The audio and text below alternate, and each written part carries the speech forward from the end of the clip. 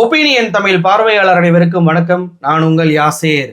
ராகுல் காந்தி, சோனியா காந்தி, கார்கே தலைமையில தமிழ்நாடு காங்கிரஸுடைய நிர்வாகிகள் கூட்டம் என்பது தற்போது டெல்லியில நடக்குது. ஆட்சியில பங்கு கொடுத்தே ஆகணும் அப்படின்னு சொல்லி ஒரு தரப்பும், திமுகவோட தான் கூட்டணி அமைக்கணும் அப்படின்னு சொல்லி இன்னொரு தரப்பும் தங்களுடைய முடிவுகளை முகநூல் பக்கங்கள்ல வெளியிட்டுட்டே இந்த கூட்டத்துல போய் பங்கேற்றிருக்கிறாங்க. இந்த கூட்டத்தை பொறுத்த வரைக்கும் ராகுல் காந்தி தொடர்ச்சியாக காத்து வந்த மௌனம் என்பது கண்டிப்பாக கலைக்கப்பட்டுரும். யாரோட கூட்டணிக்கு போறாங்க, ஆட்சியில் பங்கு அப்படின்ற காங்கிரசுடைய முழக்கத்துக்கு ராகுல் காந்தியுடைய பதில் என்ன என்பதை இந்த கூட்டத்துடைய முடிவுலையோ அல்லது வரக்கூடிய 19ஆம் தேதி நடக்க இருக்கக்கூடிய காங்கிரசுடைய செயற்குழு பொதுக்குழு கூட்டத்திலேயோ கண்டிப்பாக அறிவிக்க தான் போறாங்க. அப்போ காங்கிரசுடைய நிலைப்பாடு என்ன அப்படின்ற அறிவிக்கும் கூட்டமாக தான் இந்த கூட்டம் என்பது நடக்க இருக்கிறது. இது ஒரு புறம் இருக்க, ஆட்சியில் பங்கு அப்படின்ற நிலைப்பாடை ராகுல் காந்தி ஒருவேளை எடுத்தால் திமுக அதை ஒப்புக்கொள்ள முடியாதுன்னு சொல்லிட்டாங்க. ஒருவேளை திமுக கூட்டணியை விட்டு காங்கிரஸ் வெளியேறி தாவேகாவோட போய் சேர்ந்தால் அது யாருக்கு லாபமாக முடியும்? காங்கிரஸ் திமுக கூட்டணியை விட்டு வெளியேறினால் திமுகவுக்கு அது நஷ்டமாக அமையுமா? ஆட்சியில் பங்கு அப்படின்ற கோஷத்துல இதற்கு முன்பு தமிழ்நாட்டில் நடந்த தேர்தல் வரலாறு என்ன பாடத்தை புகட்டி இருக்கு உள்ளிட்ட பல்வேறு விஷயங்களை இந்த வீடியோவில் விரிவாக பார்க்க போறோம். இந்த வீடியோவை முழுமையா பாருங்க. மறக்காம என்னுடைய ஒப்பீனியன் தமிழ் சேனலை சப்ஸ்கிரைப் பண்ணிக்கோங்க. இந்த ஆட்சியில் பங்கு அப்படின்ற கோஷம் முதல்ல எப்ப எழுந்துச்சு அப்படின்னா, தமிழ்நாட்டுடைய காங்கிரசுடைய பொறுப்பாளராக நியமிக்கப்பட்ட கிறிஸ் ஜோடங்கர் இவர் தான் பாத்தீங்கன்னா முதல்ல இந்த ஆட்சியில் பங்கு யாரு தான் கேட்க மாட்டாங்க, யாருக்கு தான் ஆசை இருக்காது அப்படின்ற வார்த்தையை உருவாக்குனார். இதன் பின்புதான் பாத்தீங்கன்னா விஜய் கட்சிக்கு தாவ போகிறதா அப்படின்ற கோஷம் எழுந்துச்சு. அதே போல காமராஜர் ஆட்சி வர வேண்டும் என்ற கோஷம் எழுந்துச்சு. நமக்கு அதிக சீட்டுகள் கேட்க வேண்டும் என்ற கோஷம் எழுந்துச்சு. இப்படி கோஷத்தை எழுப்ப வைத்த இந்த கிறிஸ் ஜோடங்கர் யாருன்னு பார்த்தா, காங்கிரசுடைய மாநில தலைவராக இவர் 2018 இருந்து 2022 வரைக்கும் இருந்திருக்கிறாரு. இவர் இருந்தபோது காங்கிரஸ் படுதோல்வியை சந்திச்சிருக்கு. 2017 தனிப்பெரும் கட்சியாக இருந்த காங்கிரஸ் 2019 நாடாளுமன்ற தேர்தலில் தோத்து போகுது. கிறிஸ் ஜோடங்கரே போட்டிட்டு தோத்து போறார். 2019 பார்த்தீங்கன்னா இவரின் கீழ் இருந்த காங்கிரஸ் 10 எம்எல்ஏக்கள் பிஜேபியில் போய் சேர்ந்தாங்க. 2020 உள்ளாட்சி தேர்தலில் 49 சீட்டில் ஒரு 4 சீட்டு மட்டும்தான் காங்கிரஸ் வெற்றி பெற்றுச்சு. அதே போல 2022 சட்டமன்ற தேர்தலையும் தனிப்பெரும் கட்சியாக இருந்த காங்கிரஸ் வெறும் 11 சீட்டு மட்டும்தான் வெற்றி பெற்றுச்சு. அப்போ தொடர்ச்சியாக இவர் தலைமையில காங்கிரஸ் தோல்வியை மட்டும்தான் சந்திச்சிருக்கு. இப்படிப்பட்ட நபர் தான் தமிழ்நாட்டுடைய காங்கிரஸ் பொறுப்பாளராக ராகுல் காந்தி அவர்கள் நியமனம் பண்ணியிருக்கிறார். இவர் வந்ததுல இருந்து அந்த பிரச்சனை. சரி, இப்போ இந்த பிரச்சனை கிளப்பக்கூடிய ஒரு தரப்பு ஆட்சியில் பங்கு அப்படின்னு சொல்லிட்டு திருச்சி வேலுச்சாமி, அவர் காங்கிரஸா இல்லையானே தெரியல, ஆனா அவர் ஒரு முழக்கத்தை எழுப்புறார். இன்னொரு பக்கம் முன்னாள் தலைவராக இருக்கக்கூடிய KS அழகிரி, அவர் துக்ளக்குடைய ஆண்டு விழாவிலே பேசக்கூடிய அளவுக்கு அந்த பத்திரிகையிலே அவருடைய பேர் வருது. அதன் பின்பு திருச்சி வேலுச்சாமி கலந்து கொள்வதை பார்க்க முடியுது. இன்னொரு பக்கம் காங்கிரசுடைய எம்எல்ஏக்கள் அவங்க திமுக கூட்டணியில தொடரணும் அப்படின்ற விருப்பத்தை தெரிவிக்கிறாங்க.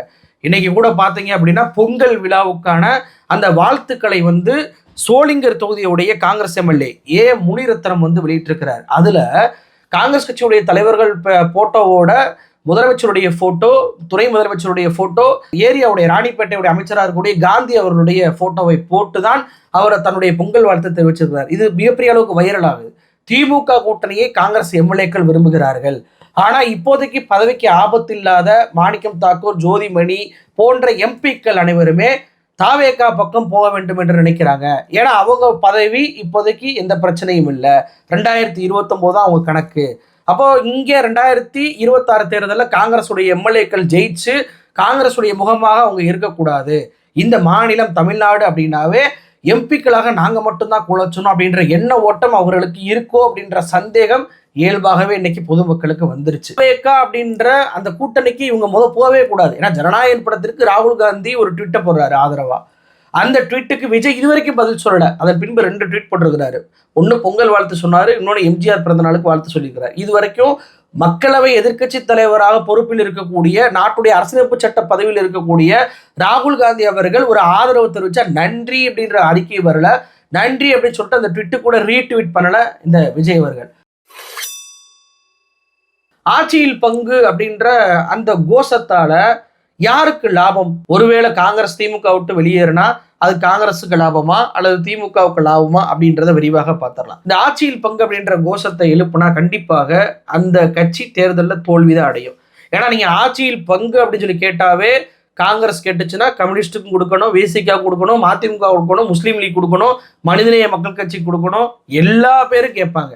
அப்ப எல்லாருக்கும் துறை ரீதியான அமைச்சர் பொறுப்பு கொடுத்தா ஆளாளுக்கு ஒரு பக்கம் இழுப்பாங்க, அரசு ஒழுங்கா நடக்காது என்பதற்காக மக்கள் ஓட்டே போட மாட்டாங்க. முதல்ல நீங்க ஆட்சியில் பங்குன்னு கேட்கணும்னாலே மக்கள் ஓட்டு போடணும்ல.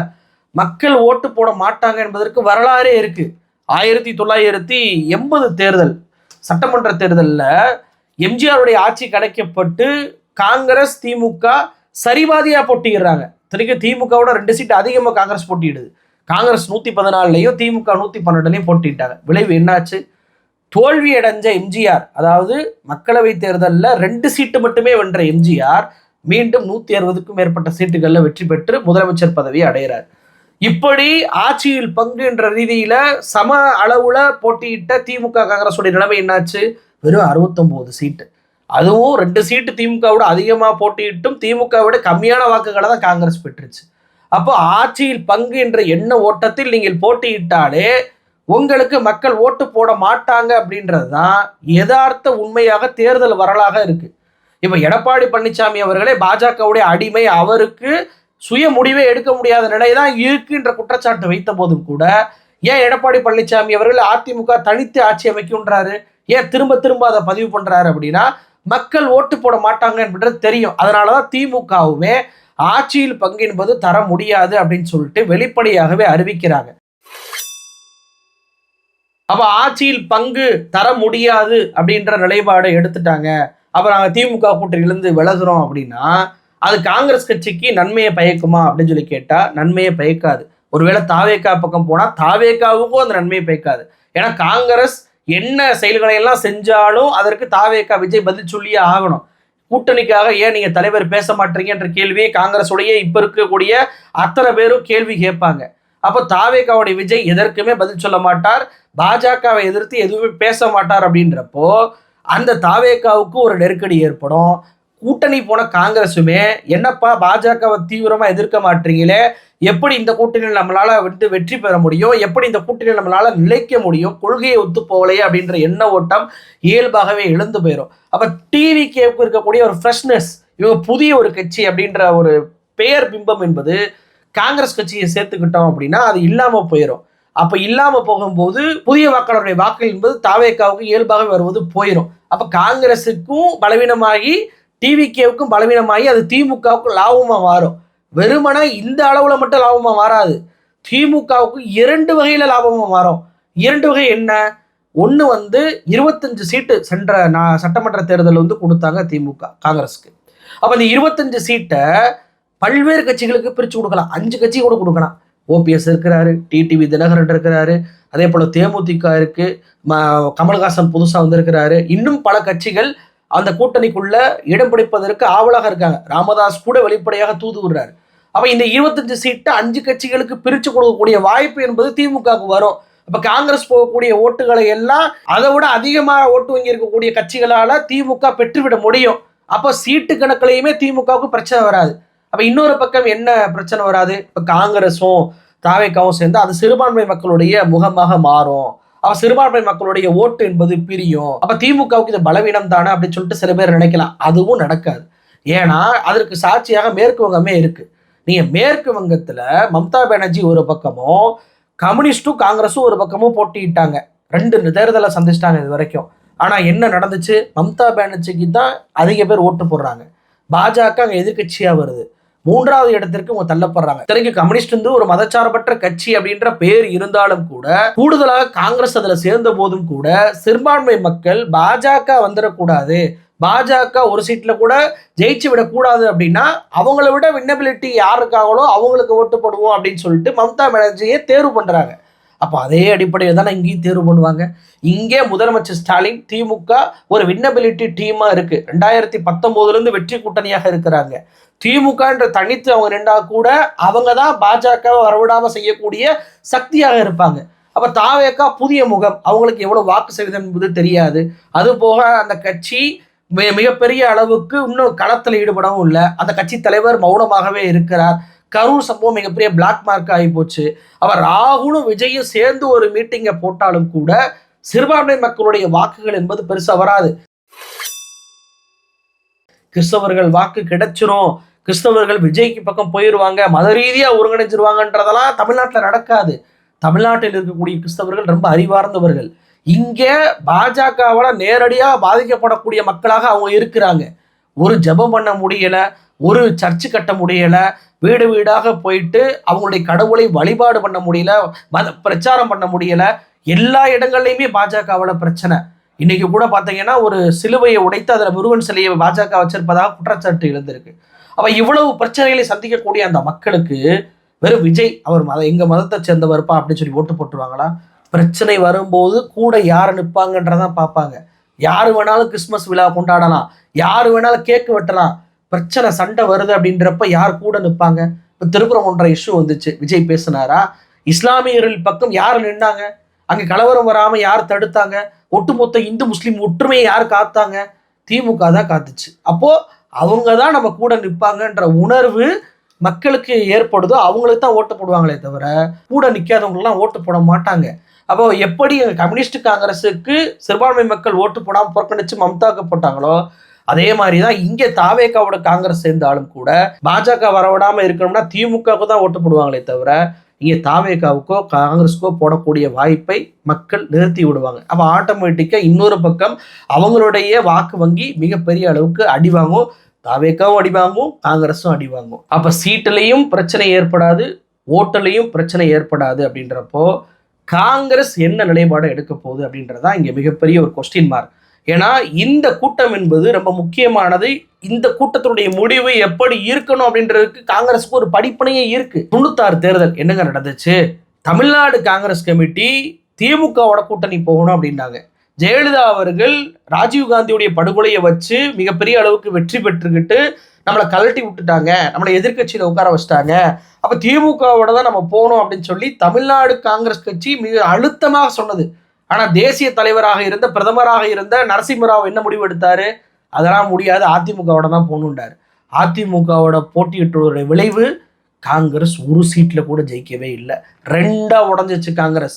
மூப்பனார் அவர் தமிழ் மாநில காங்கிரஸ் அப்படின்னு சொல்லிட்டு ஒன்று உருவாக்கி திமுகவோட கூட்டணி அமைச்சு அந்த கட்சி மிகப்பெரிய அளவுக்கு வெற்றியை பெற்றாங்க. நரசிம்மராவ் தலைமையிலான காங்கிரஸ் கட்சி மிகப்பெரிய அதலபாதாள தோல்வியை 0வை பெற்றாங்க. இதுதான் 2026 தேர்தலில் ஒருவேளை ஆட்சியில் பங்கு வேண்டும், இல்லை என்றால் நாங்கள் திமுக கூட்டணியை விட்டு தாவேக்காவுக்கு போவோம் அப்படின்ற முடிவு எடுத்தாங்கன்னா அவங்க படுதோல்வி அடைவாங்க. அந்த கட்சியும் 2ஆக உடையும். புதிய காங்கிரஸ் கட்சி ஒன்று உருவாகி அது திமுகவோட கூட்டணியை வச்சு இங்கே களத்தில் வெற்றி பெறுவாங்க. அதனுடைய நிலையை உருவாக்கி விடக்கூடாது அப்படின்றது ராகுல் காந்திக்கு நான் இங்கே சொல்லுவதற்கு கடமைப்பட்டிருக்கேன். ஏன்னா ஏற்கனவே காங்கிரஸ் கட்சிக்கு ஒரு வரலாறு, ஒரு படிப்பனை இருக்கும்போது மீண்டும் இந்த எம்பிக்களுடைய பேச்சை கேட்டுக்கிட்டு இந்த தாவேக்காவோட சேர்ந்தா எம்எல்ஏக்கள் அத்தனை பேர் காலி ஆயிடுவாங்க அப்படின்ற அந்த நினைப்போடு வருபவர்களை தட்டி வைத்து ஒடுக்கி வைத்து தமிழ்நாட்டில் காங்கிரஸ் இல்லாத சட்டமன்றம் உருவாகிவிடக்கூடாது என்ற எண்ண ஓட்டத்தில் பேசுபவருடைய கருத்தை உள்வாங்கி கொண்டு காங்கிரஸ் திமுகவோட கூட்டணியில் இருந்தால் மட்டும்தான் அவங்களுக்கு நல்லது. திமுகவுக்கு நல்லது இல்லை அப்படின்னு சொல்ல மாட்டேன், காங்கிரஸுக்கே நல்லது. ஏன்னா மாநிலமாக காங்கிரஸ் அளிக்கப்பட்டுட்டு வருது. அப்போ இங்கே தமிழ்நாடு என்பது காங்கிரஸுக்கு எம்பிக்களையும் கொடுக்குது, எம்எல்ஏக்களையும் கொடுக்கும் என்பது. அது போக ஸ்டாலின் அவர்களை ராகுல் காந்தி அண்ணன்றாரு. இங்கே ராகுலை தம்பி அப்படின்னு சொல்லி ஸ்டாலின் நினைக்கிறாரு. பீகாருக்கு போய் ஸ்டாலின் அவர்கள் ஓட்டு கேட்கிறாரு. அப்போ இந்த பாண்டை உடைச்சு அதன் மூலமாக நீங்க இன்னொரு கூட்டணி போகக்கூடிய நிலைமை என்பது இங்கே இல்லவே இல்லையே. நீங்க தேசிய கட்சி எப்போ டிமாண்ட் வைக்கலாம் தெரியுமா? அவங்க ஒன்றியத்தில் ஆட்சியில் இருக்கும்போது தான் டிமாண்ட் வைக்க முடியும். இன்னைக்கு பாஜக அதிமுகவை ஏன் எப்படி கண்ட்ரோல் பண்ணுது அப்படின்னா அவங்க மேலே இருக்கிறாங்க, அவங்கள்ட்ட எல்லா ஏஜென்சியும் இருக்கு. அதனால அடங்கி போய் அவங்க 50 சீட்டு கேட்டாலும் கொடுக்கக்கூடிய நிலைமையில தான் இன்னைக்கு அதிமுக இருக்கு. ஆனால் காங்கிரஸ் அப்படி இல்லையே. நீங்க காங்கிரஸ் எப்பெல்லாம் ஒன்றியத்தில் ஆட்சியில் இருந்தீங்களோ அப்பெல்லாம் நீங்க தமிழ்நாட்டில் இருக்கக்கூடிய ஏதேனும் ஒரு கட்சியில கூட்டணி அமைச்சு அதிக சீட்டுகளை வாங்கலாம், வாங்கி இருக்கிறீங்க, வரலாறு அதுதான். ஆனா ஆட்சி இல்லாத போது உங்களோட நிலைமை என்னாச்சு? 2001 சட்டமன்ற தேர்தலில் ஜெயலலிதா அவர்கள் உங்களுக்கு கொடுத்த சீட்டு எவ்வளோ? வெறும் 14 மட்டும்தான். 14 சீட்டில் தான் காங்கிரஸ் நின்றுச்சு. மூப்பனார் 32 நின்றார், அது வேற, அது காங்கிரஸோட சேர்க்க முடியாது. 2ஐயும் சேர்த்தாலும் 40 சீட்டு மட்டும்தான் அப்பயே. அப்போ ஆட்சி இல்லை என்பதற்காக சீட்டு குறைஞ்சிச்சுல. ஆனால் திமுக அப்படி பண்ணுச்சா? கலைஞர் அவர்கள் 2016ஆம் ஆண்டு 41 சீட்டு அவங்களுக்கு கொடுத்தாங்க. 41 சீட்டில் வெறும் 8 சீட்டு மட்டும்தான் நீங்கள் ஜெயிச்சிங்க.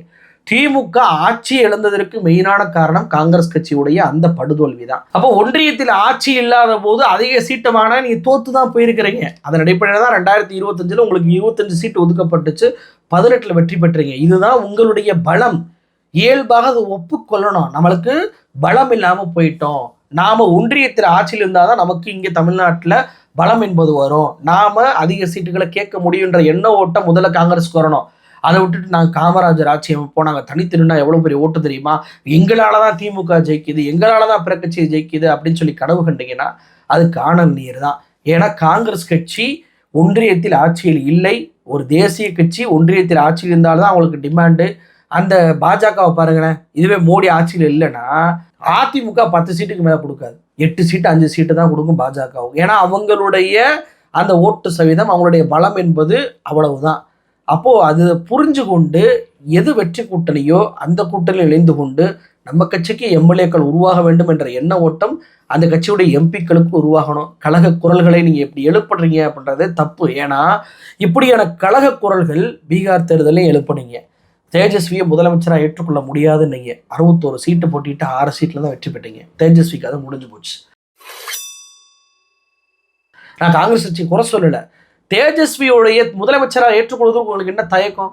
பல மாதங்களாக இழுத்தடிச்சு கடைசி நேரத்தில் நீங்க ஏற்றுக்கொண்டதனோட விளைவு தேஜஸ்வியே முதலமைச்சர் ஆக மாட்டாருப்பா, அப்புறம் எப்படி அந்த கூட்டணிக்கு நம்ம நம்பி ஓட்டு போறதுன்னு ஒருத்தர் கூட ஓட்டு போடல. நீங்க மகாராஷ்டிராவுடைய தேர்தலுடைய முடிவு என்ன? நீங்க சட்டமன்ற தேர்தலில் கூட்டணி தோத்து போனாலும் கூட அது கூட்டணி தொடர்ந்து இருக்கணும்.